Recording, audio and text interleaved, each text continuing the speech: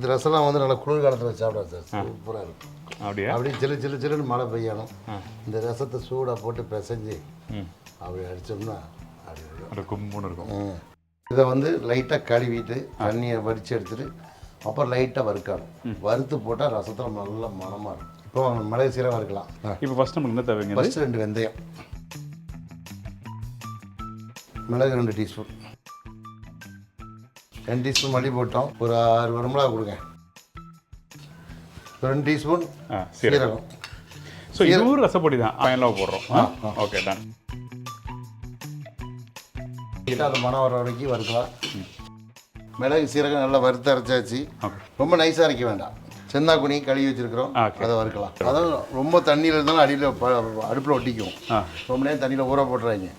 போட்டு ஒரு அலசை வச்சு கழுவி எடுத்துருங்க. இப்போ கருவாடை நல்லா வறுத்தாச்சு சார், வறுத்து அள்ளியாச்சு. இதுக்கு பிறகு நம்ம என்ன பண்ணுறோம்? பர்டிகுலர் நாட்டு தக்காளி போடாங்க, ஆப்பிள் தக்காளி போட டேஸ்ட் நல்லாயிருக்கும். அதில் வந்து வெல்லம், புளி, பெருங்காயம்லாம் போட்டு தோல் வெடிக்கிற அளவுக்கு வந்தால் போதும்.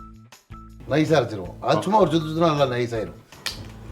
ரசம் எப்போவுமே நெய்யில் தாளிங்க, செம்ம டேஸ்ட்டாக இருக்கும். ஒரு 1.5 டீஸ்பூன் கடுகு போட்டுக்கிறேன். அரைக்கிறதுக்கு போட்டிருக்கோம் வெந்தயம், அதே 1/4 டீஸ்பூன் தாளிக்கிறதுக்கும் போடுறோம். சரி, ஓகே.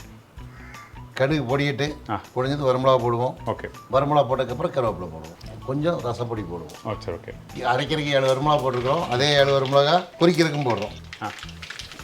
நல்லா வாசம். இப்போ நம்ம அரைச்சி வச்சுருக்க ரசப்பொடி போடுறோம். கொஞ்சம் மஞ்சத்தூள், ரசப்பொடி, நெய்யில் ரெண்டும் வதக்கிட்டு தண்ணி எடுத்து ஊற்றிட வேண்டியதான். சரி, ஓகே. நெய்யில் நல்லா வதக்க ஸ்மெல் சூப்பராக தூக்கி கொடுக்கும். ஓகே. இது நல்லா வதக்கினதுக்கப்புறம் நம்ம அரைச்சி வச்சுருக்க தக்காளி இதோட தூக்கி ஊற்றிடலாம்.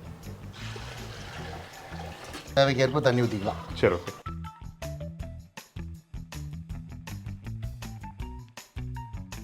இதுக்கப்புறம் நம்ம என்ன பண்ணுறோம்? சென்னாங்குனி போடுறோம்.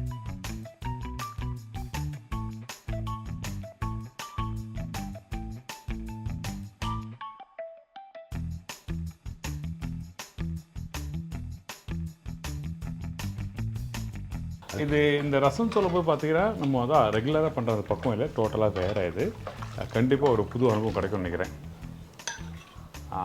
கொடுங்க. இது ஸ்பூன் சாப்பிடாது, அப்படியே குடிக்கணும்.